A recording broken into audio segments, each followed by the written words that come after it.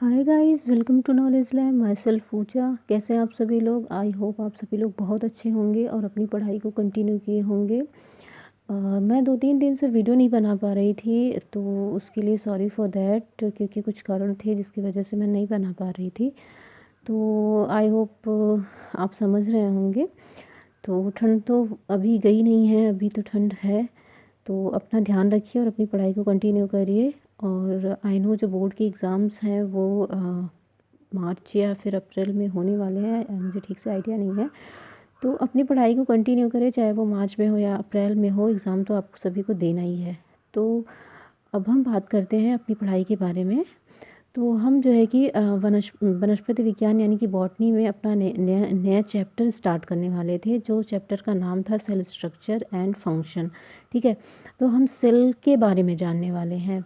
देखिए, सेल एक बहुत ही इंटरेस्टिंग टॉपिक है। क्योंकि सेल जो है कि हमारी बॉडी की संरचना करती है। तो इसको बहुत ही इंटरेस्ट से पढ़िए। आई होप मैं जब स्टार्ट कर दूँगी ना तो इंटरेस्ट अपने आप ही आ जाएगा। तो सेल के बारे में हम बहुत डिटेल में पढ़ने वाले हैं। सेल होता क्या है, सेल की खोज किसने की, बहुत सारे वैज्ञानिकों ने इस पे काम किया है, तो उन सब के वैज्ञानिकों में बात के बारे में बात करेंगे। और हम जानेंगे कि सेल की कितनी टाइप्स होती है, सेल होता क्या है, उसकी टाइप्स और उसका स्ट्रक्चर क्या होता है, प्रोकैरियोटिक सेल क्या होते हैं, यूकैरियोटिक सेल होते हैं, सेल में पाए जाने वाले जो डिफरेंट काइंड्स ऑफ ऑर्गेनेल्स होते हैं, फिर चाहे वो माइटोकॉन्ड्रिया हो, क्लोरोप्लास्ट हो, एंडोप्लाज्मिक रेटिकुलम हो, सेल सैप हो, प्रोटोप्लाज्म हो, न्यूक्लियस हो। तो इन सब के बारे में हम बहुत डिटेल में जानेंगे और समझने की कोशिश करेंगे। तो देखिए, जब हम सेल की बात करते हैं, अब हम अपना चैप्टर स्टार्ट करते हैं। तो सेल के बारे में अगर हम बात करेंगे तो जो सर रुडोल्फ पीटर्स 1968, ये एक साइंटिस्ट है, इन्होंने सेल के बारे में कुछ बात कही है। ठीक है, तो इन्होंने कहा है कि the living cell is the most important invention in the nature. क्या कहा है? इन्होंने कहा है the living cell is the most important invention in the nature. तो नेचर में जो लिविंग सेल है, इसका जो इन्वेंशन हुआ है, ये बहुत ही इम्पॉर्टेंट इन्वेंशन है। ठीक है, तो सेलुला का मतलब, अगर हम सेल की बात करें तो ये एक जो लैटिन वर्ड है सेलुला, इससे बना हुआ है, जिसका मतलब होता है स्मॉल कंपार्टमेंट। क्या होता है? जब सेल, अगर मैं बात करती हूँ सेल की, तो आपके दिमाग में तुरंत आ जाना चाहिए कि सेल एक लैटिन वर्ड से बना है जो है सेलुला। और इसका मीन्स क्या होता है? इसका मीन्स होता है स्मॉल कंपार्टमेंट। क्या होता है? एक स्मॉल कंपार्टमेंट का मतलब, आपने नॉर्मली कंपार्टमेंट कहाँ सुना होगा? कंपार्टमेंट आपने सुना होगा ट्रेन के डिब्बों के लिए हम यूज़ करते हैं। तो उसी तरीके से जैसे ट्रेन के डिब्बों का कंपार्टमेंट होता है, उसी तरीके से एक सेल होता है। ये सेल भी एक कंपार्टमेंट की तरह, यानी कि एक छोटे कमरे की तरह, या फिर कह सकते हैं एक छोटे डिब्बे की तरह होता है। तो सर रुडोल्फ पीटर्स ने क्या कहा था? इन्होंने कहा था कि living cell is the most important invention in nature, यानी कि प्रकृति में जो ये लिविंग सेल यानी लिविंग बीइंग है, इसका जो इन्वेंशन हुआ है ये बहुत ही इम्पॉर्टेंट है। तो अब आपको समझ में आ गया होगा कि जो सेल है, सेल का मतलब क्या होता है? सेल का मतलब होता है अ स्मॉल कंपार्टमेंट, यानी कि एक छोटा डिब्बा या फिर एक छोटा कमरा हम कह सकते हैं। अब आगे हम बात करते हैं। The cell is systematically organised community of molecular population. ठीक है, मॉलिक्यूलर पॉपुलेशंस का एक ऑर्गेनाइज्ड यानी कि एक मैनेज्ड कम्युनिटी होता है। अब ये इन्होंने क्या कहा था? सेल इज सिस्टमेटिकली, यानी कि इसका एक सिस्टम होता है। जब ये ऑर्गेनाइज्ड होता है तो एक सिस्टमेटिक वे में ऑर्गेनाइज्ड होता है। ठीक है, ऐसे ही नहीं ऑर्गेनाइज्ड हो जाता है। तो systematically organised community, community means क्या होता है? समुदाय। ठीक है, यानी कि जो सेल का समुदाय होता है वो मॉलिक्यूलर पॉपुलेशन होता है। किस बेसिस पे? ये सिस्टमेटिकली ऑर्गेनाइज्ड होता है, कम्युनिटी ऑफ मॉलिक्यूलर पॉपुलेशंस, यानी कि जो भी मॉलिक्यूल्स उसमें पाए जा रहे हैं, उनकी हम जनसंख्या या फिर उनके पॉपुलेशंस की बात करें तो ये समुदाय के रूप में सिस्टमेटिकली ऑर्गेनाइज्ड होते हैं। किसके फॉर्म में? समुदाय में होते हैं। ये जो सेल होता है, ग्रुप ऑफ सेल्स होते हैं, वो कम्युनिटी बनाते हैं, ठीक है। तो उस कम्युनिटी में ये बहुत ही सिस्टमेटिकली ऑर्गेनाइज्ड होते हैं इन डायनेमिक इंटरेक्शन। किसमें? Dynamic interaction. डायनेमिक इंटरेक्शन का क्या मतलब हुआ? डायनेमिक मीन्स होता है वो कोई भी चीज़ जो गतिशील होती है, ठीक है, जिसमें मूवमेंट होता है। तो इनका जो इंटरेक्शन होता है, इंटरेक्शन में तो होता है एक दूसरे को बांधे रखना, यानी कि जोड़ जहाँ पे होता है, इंटरैक्ट। आपने बहुत ही नॉर्मल जो है कि लैंग्वेज में सुना होगा आपस में बात करते हुए कि एक आदमी दूसरे आदमी से इंटरैक्ट करता है, यानी कि जुड़ता है बातचीत के माध्यम से, ठीक है। तो ये जो पॉपुलेशन होता है ये बहुत ही डायनेमिक वे में एक दूसरे से इंटरैक्ट होता है।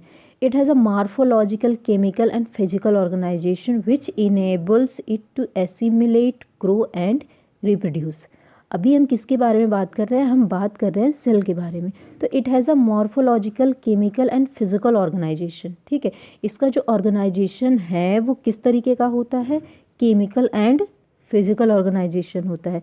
विच इनेबल्स, जो इनका केमिकल और फिजिकल ऑर्गेनाइजेशन होता है वही इनको इस योग्य बनाता है it to assimilate, grow and reproduce, कि वो इकट्ठे रहेंगे। एसिमिलेशन मीन्स क्या होता है? एसिमिलेशन मीन्स होता है एक जगह पे इकट्ठा रहना।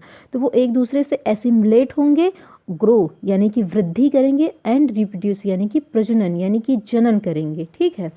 तो जो सेल के बारे में बात कही गई है ये डेफिनेशन आपको बहुत ही अच्छे से याद रहनी चाहिए कि cell is a systematically organised community of molecular population in a dynamic interaction. किसमें? डायनेमिक इंटरेक्शन में। It has a morphological, chemical and physical organisation which enables it to assimilate, grow and reproduce. तो इसमें आपका keyword क्या होगा? इसमें ये होगा सिस्टमेटिकली ऑर्गेनाइज्ड कम्युनिटी, ठीक है, molecular population, dynamic interaction, morphological, chemical and physical organisation. तो ये इसको इनेबल किस लिए करता है? इसलिए इसको करता है एसिमिलेट, ग्रो एंड रिप्रोड्यूस करने के लिए, ठीक है। ये हो गई आपके सेल की इतनी सी बात। तो हमने ये जाना कि व्हाट इज़ सेल, यानी कि सेल क्या होता है। तो हमने ये समझा कि सेल जो है एक लैटिन वर्ड सेलुला से बना है, जिसका मतलब होता है अ स्मॉल कंपार्टमेंट, एक छोटा डिब्बा। फिर उसके बाद हमने बात करी कि जो सेल है उसके बारे में एक महान साइंटिस्ट यानी कि सर रुडोल्फ पीटर्स ने एक बात कही है। उन्होंने कहा है the living cell is the most important invention in nature. फिर हमने जाना सेल के डिफिनीशन के बारे में कि सेल एक्चुअल में क्या होता है, क्या करता है, ठीक है। तो हमने ये जाना कि ये बहुत ही सिस्टमेटिक वे में ऑर्गेनाइज्ड होता है। इसके जो मॉलिक्यूल्स होते हैं उसके अंदर जो पाए जाते हैं वो एक कम्युनिटी बनाते हैं, और उस कम्युनिटी में ये बहुत ही सिस्टमेटिक ढंग से ऑर्गेनाइज्ड होते हैं। अब ये ऑर्गेनाइजेशन होता कैसे है? इंटरेक्शन से। तो वो जो इंटरेक्शन होता है वो बहुत ही डायनेमिक यानी कि परिवर्तनशील होता है, गतिशील। गतिशील, डायनेमिक का मतलब यहाँ से हम क्या समझेंगे? यहाँ हम समझेंगे परिवर्तनशील होता है। It has a morphological, chemical and physical organisation. इसका ऑर्गेनाइजेशन किस तरीके का होता है? केमिकल एंड फिजिकल, जो इसको इस काबिल बनाता है कि वो एसिमिलेट कर सके, ग्रो कर सके एंड रिप्रोड्यूस कर सके। अब हम आगे की बात करते हैं। तो जो कोसा होती है यानी कि सेल होता है उसके बारे में बात करते हैं। तो जीवधारियों की संरचना एवं जैविक क्रियाओं की एक इकाई है। क्या है? तो जब सेल की बात करेंगे तो हम सेल को क्या कहेंगे? सेल एक इकाई है। ये बात बहुत ध्यान से सुनिए। सेल एक इकाई है, एक यूनिट है। किसकी यूनिट है?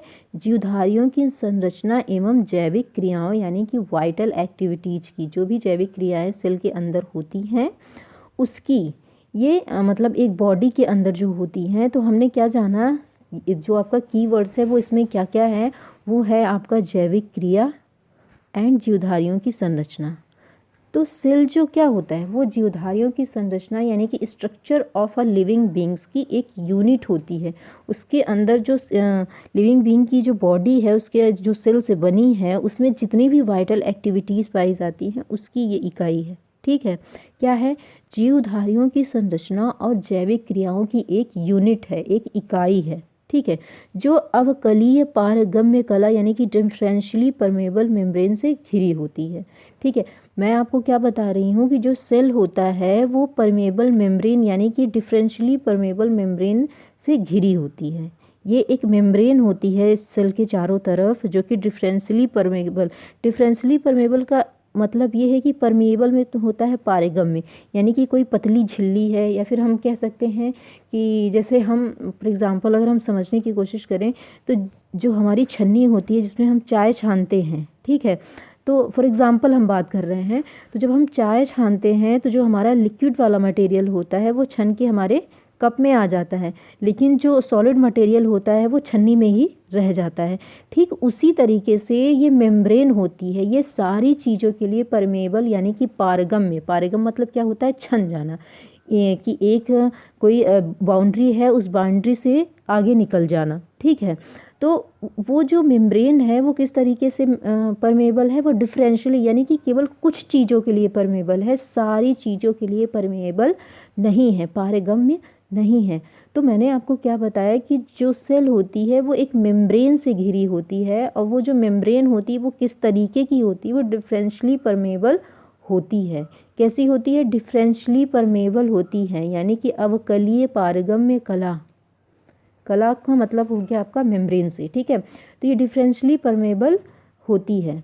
तो हमने क्या समझा, जो सेल होता है वो जीवधारियों की संरचना और उसकी वाइटल एक्टिविटीज़ की इकाई होती है, यानी कि यूनिट होती है। और ये कैसी होती है, ये डिफरेंशियली परमेबल मेम्ब्रेन होती है। कैसी, डिफरेंशियली परमेबल मेम्ब्रेन से घिरी होती है। ठीक है, और इसमें क्या होता है, प्रायः स्वतः जनन की सामर्थ्य होती है। स्वतः जनन का मतलब क्या है कि सेल्फ रिप्रोडक्शन, यानी कि इसमें जो रिप्रोडक्शन होता है वो सेल्फ होता है। यह विभिन्न पदार्थों का वह छोटे से छोटा संगठित रूप है जिसमें सभी क्रियाएं होती हैं, जिन्हें सामूहिक रूप से हम क्या कहते हैं, हम कहते हैं जीवन। क्या कहते हैं, हम जीवन कहते हैं। तो हम बात कर रहे थे इसमें प्रायः स्वतः जनन की सामर्थ्य होती है। स्वतः जनन की सामर्थ्य यानी कि इस ये जो है कि सेल्फ रिप्रोडक्शन की कैपेसिटी इसमें होती है। कोई बाहर से कुछ मतलब इसमें फोर्स नहीं लगाता है, कुछ बाहर से इसमें चीज़ें नहीं डालता है जिसकी वजह से इसमें जनन होता है। तो इसमें क्या होता है, स्वतः जनन की सामर्थ्य होती है। ये विभिन्न पदार्थों का वह छोटे से छोटा संगठित रूप होता है जिसमें सभी क्रियाएं, अभी मैंने आपको बताया जितनी भी जैविक क्रियाएं आपकी बॉडी के अंदर होती हैं वो इसी सेल में होती हैं। तो इन सब के मिले जुले रूप यानी सामूहिक रूप को हम क्या कहते हैं, हम कहते हैं जीवन, यानी कि लाइफ, जो कि एक सेल के अंदर पाई जाती है। ठीक है, अब हम बात करते हैं रॉबर्ट हुक की। रॉबर्ट हुक मैंने आपको फर्स्ट चैप्टर में बताया था कि इनके जो खोज है वो किस प्रकार की है। तो बात करते हैं अब। देखिए, जो भी इसमें इम्पोर्टेंट पॉइंट आते जाएंगे मैं उसमें क्या कर रही हूँ, पीडीएफ में आपको नज़र आएगा कि मैं उसको हाईलाइट कर दे रही हूँ, ठीक है, या फिर मैं उसको कलर कर दे रही हूँ, उसके जो टेक्स्ट है मैं उसको कलर कर दे रही हूँ ताकि आपको पता चले कि हाँ ये जो है कि लाइन या फिर ये जो है कि शब्द जो है कि बहुत ही इम्पॉर्टेंट हैं, जो हमारे एग्ज़ाम पॉइंट ऑफ व्यू से बहुत ज़रूरी हैं। तो जो है कि जो रॉबर्ट हुक हैं, इन्होंने 1665 में बोतल की कॉर्क की एक पतली परत के अध्ययन के आधार पर, बोतल की जो कॉर्क होती है उसकी जो बहुत ही पतली परत होती है उसके अध्ययन के आधार पर इन्होंने मधुमक्खी के छत्ते जैसे कोष्ठ देखे। ठीक है, और इन्होंने इसे क्या नाम दिया, इन्होंने इसे नाम दिया कोशा का, यानी का सेल का। तो सेल से जुड़े बहुत ही इम्पोर्टेंट, बहुत ही इमिनेंट साइंटिस्ट हैं रॉबर्ट हुक। इन्होंने कब बताया था, 1665 में हमें ये बताया था। इन्होंने जो कोष्ठ देखे थे मधुमक्खी के छत्ते जैसे बोतल की कॉर्क में, तो इन्होंने उसको देख के ये बताया कि सेल होता है ये। ठीक है, यह तथ्य उन्होंने अपनी माइक्रोग्राफिया में छापा। यानी कि माइक्रोग्राफिया क्या है, माइक्रोग्राफिया जो है कि रॉबर्ट हुक की एक पुस्तक है, यानी कि बुक है, जिसमें इन्होंने डिटेल में सेल के बारे में हमको बताया था। तो आपको ये तीनों चीज़ बहुत ही अच्छे से याद रखना है कि हु इज़ रॉबर्ट हुक, यानी कि रॉबर्ट हुक कौन है, वो किस चीज़ से जुड़े हैं, सेल यानी कि वो सेल से जुड़े हैं। उनकी बुक का क्या नाम है, माइक्रोग्राफिया। मैंने आपको पहले ही बताया था कि आपको साइंटिस्ट, उनका जो है कार्य और उनसे रिलेटेड जो बुक है उसको बहुत ही अच्छे से याद कर लेना है, क्योंकि इस पे क्वेश्चंस बहुत ज़्यादा बनते हैं। रॉबर्ट हुक ने कोशाभित्तियों के आधार पर कोशा शब्द का प्रयोग किया था। कोशाभित्तियों के आधार पर यानी कि जो सेल वॉल होती है उनके आधार पर इन्होंने सेल शब्द का प्रयोग किया था। फिर 1674 में लुएन हॉक ने जीवित कोशा का सर्वप्रथम अध्ययन किया। ठीक है, जो सेल के बारे में सबसे पहले हमको किसने बताया? हमको बताया रॉबर्ट हुक ने। फिर आगे चल के 1674 में लुएन हॉक एक दूसरे साइंटिस्ट हैं जो कि बहुत इंपॉर्टेंट है, इन्होंने जीवित कोशा का सर्वप्रथम अध्ययन किया। और जो रॉबर्ट हुक थे उन्होंने बोतल की कॉर्क का अध्ययन किया था, उसके बेसिस पे बताया था। ठीक है, अब लुएन हॉक क्या कर रहे हैं? इन्होंने जीवित कोशा का सर्वप्रथम अध्ययन किया था। तो जब जीवित कोशा का सर्वप्रथम अध्ययन की बात आएगी तो हमारे दिमाग में लुएन हॉक का नाम आना चाहिए। फिर उसके बाद जो दुत्रोचित हैं नामक वैज्ञानिक ने 1824 में कोशावाद का सिद्धांत दिया। ठीक है, इन्होंने कोशावाद का सिद्धांत दिया यानी कि अपना विचार प्रस्तुत किया, परंतु इसका जो श्रेय है वो किसको जाता है? ये जाता है वनस्पति विज्ञान शास्त्री स्लाइडेन और जंतु विज्ञान शास्त्री स्वान को दिया जाता है। क्यों? क्योंकि इन्होंने ही ठीक प्रकार से कोशावाद को प्रस्तुत किया था यानी सेल थियरी को दिया था। तो तदुचित जो हैं वो भी रिलेटेड हैं सेल से, लेकिन जो मेन काम है वो किसने किया? स्लाइडेन और सैकवॉन ने किया था। इन्होंने कोशावाद के सिद्धांत को दिया यानी कि सेल थियरी को प्रस्तुत किया था 1839 में। ये भी साइंटिस्ट बहुत ही ज़रूरी हैं सेल का चैप्टर की अगर हम बात करें तो स्लाइडेन और सैकवॉन जिन्होंने सेल थियरी दी थी ये बहुत ही अच्छे से बहुत ही इम्पोर्टेंट हैं। तो अब देखिए, कोशाएं जो हैं पौधों तथा जंतुओं की रचनात्मक इकाई यानी कि स्ट्रक्चरल यूनिट होती हैं। अगर हम बात कर रहे हैं, मैंने ऊपर ही आपको बताया था कि ये रचनात्मक इकाई यानी कि जो सेल संरचना होती है ये क्या होती है? वाइटल एक्टिविटी जो बॉडी में पाई जाती है उन सब की एक यूनिट होती है। तो कोशाओं जो पौधों की होती हैं या फिर जंतुओं की होती हैं इसकी ये रचनात्मक इकाई होती हैं, स्ट्रक्चरल यूनिट। ठीक है, तो अगर हम सेल की बात करें तो cell is the structural and functional unit of any kind of living being. ठीक है, तो परकिंजे ने 1837 ने कोशा के जीवित पदार्थ को जीवद्रव्य का नाम दिया था। तो परकिंजे का नाम जब आएगा या फिर अगर हम बात करेंगे तो जीवित पदार्थ जो जीवद्रव्य हमारी बॉडी यानी कि किसी भी लिविंग बीइंग के अंदर जो पाया जाता है उसको इन्होंने यानी कि परकिंजे ने क्या कहा? उन्होंने कहा जीवद्रव्य यानी कि प्रोटोप्लाज्म। तो पौधों व जंतुओं के ऊतकों के अध्ययन के आधार पर 1858 में विर्चो ने कोशा के अनोखे नियमित कार्य को जीवित पदार्थ के एक पात्र के रूप में माना। किस में माना? जीवित पदार्थ के एक पात्र के रूप में माना विर्चो ने। उन्होंने ये बताया कि कोशा में विभाजन होता है और ये विभाजन कैसे होता है? ये होता है पहले से ही प्रेजेंट यानी कि पूर्ववर्ती कोशाओं से होता है, यानी कि जो पहले कोशिकाएं पाई जा रही हैं उन्हीं में सेल डिवीजन होता है। तो ओमिनस सेलुला ई सेलुला। ठीक है, तो इसका क्या मतलब है? इसका मतलब ये है कि जो पहले से ही प्रेजेंट सेल थे उन्हीं में ही सेल डिवीजन होता है और ये सेल की संख्या जो है बढ़ती चली जाती है। तो इस कोशा की वंश परंपरा का नियम कहते हैं। किसे क्या कहते हैं? इसे कोशा की वंश परंपरा यानी कि लॉ ऑफ सेल लीनिएज कहते हैं। तो कोशावाद पारंपरिक अर्थों में कोई सिद्धांत नहीं वरन एक तथ्य है। क्या है? ये कोई सिद्धांत नहीं है, ये है एक तथ्य। ठीक है, अब हम बात करते हैं कि जो सेल से रिलेटेड कुछ एक्सेप्शन पाए जाते हैं यानी कि जो अपवाद होता है उसके बारे में अब हम बात करते हैं। ठीक है, तो अब हम क्या बात कर रहे हैं? हम अपवाद के बारे में बात कर रहे हैं। देखिए, कुछ लोगों का कहना है और ये सच भी है कि क्या जो सभी जीव हैं उन सबकी संरचनात्मक इकाई सेल होती है? तो इस अगर हम पॉइंट ऑफ व्यू से बात करते हैं तो जो विषाणु होता है यानी कि वायरस होता है उसमें कुछ भी प्रकार का सेल्स नहीं पाया जाता है। अगर हम इलेक्ट्रॉन सूक्ष्मदर्शी से इनको देखकर ये क्योंकि ये बहुत ही माइन्यूट होते हैं। अगर हम इसकी स्टडी करते हैं इलेक्ट्रॉन सूक्ष्मदर्शी से यानी कि माइक्रोस्कोप से, तब जाके हमें पता चलता है कि इनकी जो खुद की कोई बॉडी होती ही नहीं है, खुद का कोई स्ट्रक्चर होता ही नहीं है। ये क्या करते हैं? ये इनकी आंतरिक रचना दूसरी सभी कोशिकाओं से भिन्न होती हैं। जो भिन्न होती हैं तो वो किस वे में होती हैं? क्योंकि ये आइसोलेटेड अवस्था में पाए ही नहीं जाते हैं, इनका कोई अपना स्ट्रक्चर होता ही नहीं है।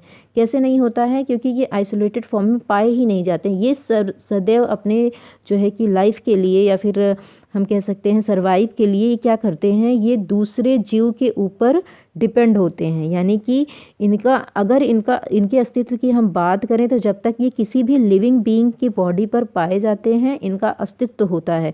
जब ये लिविंग बॉडी के अंदर नहीं होते हैं तो इनका कोई भी अस्तित्व नहीं होता है। ठीक है, तो जो वायरस होता है उसकी कोई सेल स्ट्रक्चर नहीं होता, उसका कोई अपना स्ट्रक्चर ही नहीं होता है। जब ये किसी लिविंग बीइंग के अंदर पाया जा रहा है, लिविंग बॉडी के अंदर पाया जा रहा है, तो ये है। अगर ये नहीं, उस पर नहीं पाया जा रहा है तो ये नहीं है, इसका अपना कोई जो है कि फॉर्म नहीं है, कोई भी स्ट्रक्चर नहीं है। ठीक है, तो विषाणु के लिए ये भी जो अभी तक हमने जितने मतलब सेल के बारे में जो भी बातें करी, तो ये सेल अगर हम वायरस के केस में अगर हम बात करेंगे तो कोई भी नियम इसके ऊपर फॉलो नहीं होता है। ठीक है, ना ही तो जो है कि वायरस जो होता है उसकी बॉडी सेल से बनी होती है, ना ही कोई वाइटल एक्टिविटीज़ उसके अंदर पाई जाती हैं। उसके अंदर कुछ भी अगर पाया जाता है तो वो कब पाया जाता है, जब वो किसी लिविंग बीइंग के अटैचमेंट में होता है या फिर किसी लिविंग बॉडी के अंदर पाया जा रहा है, तभी उसका अपना कोई अस्तित्व है, अदरवाइज उसका कोई अस्तित्व नहीं होता है। तो जितनी भी सेल की अभी हमने बात करी उसके बारे में, वो सारी चीज़ें वायरस के ऊपर अप्लाई नहीं होती है। इसीलिए हम जो है कि कोशावाद के सिद्धांत की अगर हम बात करें, सेल थियरी की बात करें, तो वो वायरस पे अप्लाई नहीं होती है। तो वायरस क्या होता है? वायरस एक प्रिमिटिव ऑर्गेनिज्म होता है that have not reached a cellular sound, जो कि सेल अवस्था तक कभी पहुंचा ही नहीं है। ठीक है, तो अब हम कोसा सिद्धांत के बारे में बात करें तो जो सेल थियरी है उसमें हमें ये बताया गया है कि all living things are made up of one or more cells. यानी कि जितने भी, केवल वायरस को छोड़कर अगर हम बात करें, जो भी लिविंग सेल्स पाए जाते हैं, जो भी लिविंग बीइंग पाए जाते हैं, वो किससे बने होते हैं? वो बने होते हैं एक या अधिक कोशिकाओं से। ठीक है, एक या अधिक कोशिकाओं से, ये हम बात कर रहे हैं सेल थियरी की। तो जो सेल बना होता है, जो सेल के बारे में अगर हम बात करते हैं तो सेल क्या होता है? Cell is the structural and functional unit of any living beings. ठीक है, तो कोई भी लिविंग बीइंग होता है, चाहे वो मल्टी सेलुलर होता है या यूनिसेलुलर होता है, वो सेल से ही मिलके बना होता है। ठीक है,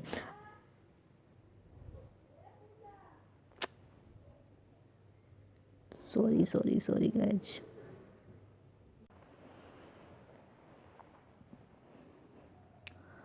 sorry guys for the interruption. हम बात कर रहे थे कोसा सिद्धांत की, और जिसमें हमने फर्स्ट पॉइंट की बात की। अब हम सेकंड पॉइंट की बात करते हैं।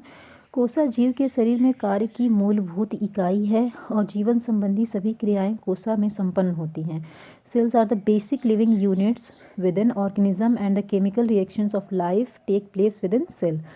तो इससे आप क्या समझ रहे हैं? इससे हमको ये समझ में आ रहा है, जो मैंने पहले ही बताया आपको, कि जो हमारा सेल होता है वो स्ट्रक्चरल यूनिट तो है ही, वो फंक्शनल यूनिट भी है। ठीक है, तो हमारे शरीर की जितनी भी जैविक क्रियाएं होती हैं वो किस में होती हैं? वो इसी कोसा में ही संपन्न होती हैं। जितने भी केमिकल रिएक्शंस होते हैं, मॉलिक्यूलर जो मॉलिक्यूल्स टेक पार्ट करते हैं, और ये जितने भी मॉलिक्यूल्स जो केमिकल रिएक्शंस करते हैं, कि केमिकल रिएक्शन में टेक पार्ट करते हैं, वो सारी क्रियाएँ इसी सेल में ही होती हैं। तो ये था आपका सेकंड पॉइंट। अब हम थर्ड पॉइंट की बात करते हैं। सभी कोशिकाएं पूर्ववर्ती जीवित कोशिकाओं से बनती हैं। तो all cells arise from pre existing cells, यानी कि जो पहले से कोशिकाएं हैं उन्हीं कोशिकाओं में कोशिका विभाजन होता है।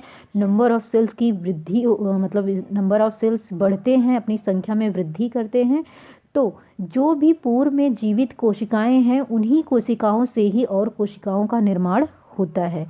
तो हम बात कर रहे थे सेल थियरी की। तो सेल थियरी में ये 3 पॉइंट्स हैं जो कि आपको रिमेंबर करने हैं, आपको लर्न करने हैं, आपको टिप ऑफ द टंग होने चाहिए कि जो कोसा का सिद्धांत है, जो सेल की थियरी है, वो क्या कहता है।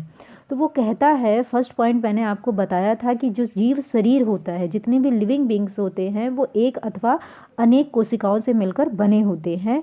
एक्सेप्शन में आपका क्या आता है? आपका आता है वायरस। ठीक है, और जो आपका सेकंड पॉइंट था तो ये था कि वो कार्य की मूलभूत इकाई है। ठीक है, कार्य की मूलभूत इकाई है।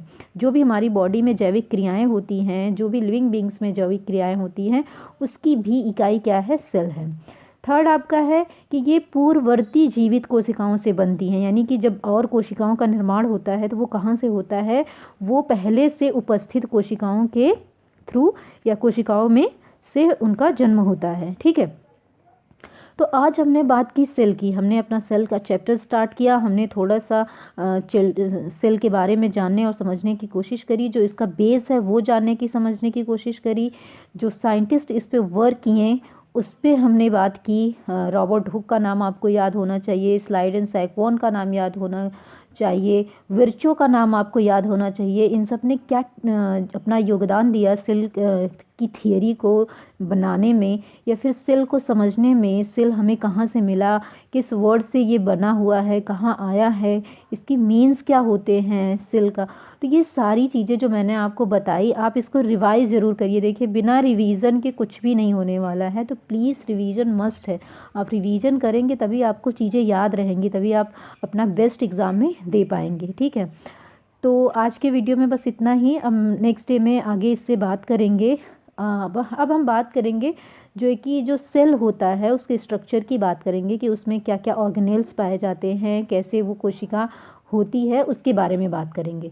ठीक है, तो प्लीज़ शेयर करिए और अपना रिव्यू भी दीजिए। इस वीडियो को ज़्यादा से ज़्यादा लोगों के पास शेयर करिए, स्पेशली जो इंटर के बच्चे हैं, जो इंटरमीडिएट कर रहे हैं, जो बीएससी कर रहे हैं, उनके लिए ये बहुत ही बेनिफिशियल होगा। एंड प्लीज़ अपने कमेंट भी दीजिए, रिव्यू भी दीजिए, कैसा लगा ये वीडियो और क्या खामियां हैं, मैं उसको ज़रूर सुधारूंगी। एंड प्लीज़ आप अपने नोटिफिकेशन का जो बेल आइकॉन होता है उसको ज़रूर दबाएं, ताकि जो भी वीडियो मैं अपलोड करूं वो सबसे पहले आपके पास पहुंच जाए उसका notification. So thank you, take care and पढ़ाई करते रहिए।